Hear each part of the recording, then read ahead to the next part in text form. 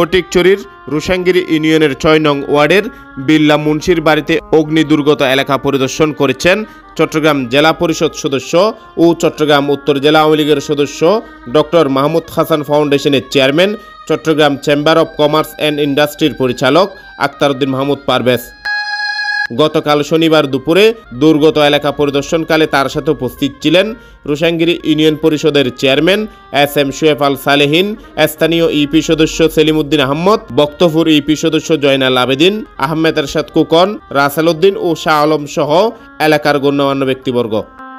এই সময় ডক্টর মাহমুদ হাসান ফাউন্ডেশনের পক্ষ থেকে অগ্নিকাণ্ডে ক্ষতিগ্রস্ত 60টি পরিবারের ঘর নির্মাণে প্রয়োজনীয় অনুদান প্রদান করার আশ্বাস দেন দানবীর আক্তার উদ্দিন মাহমুদ পারভেজ।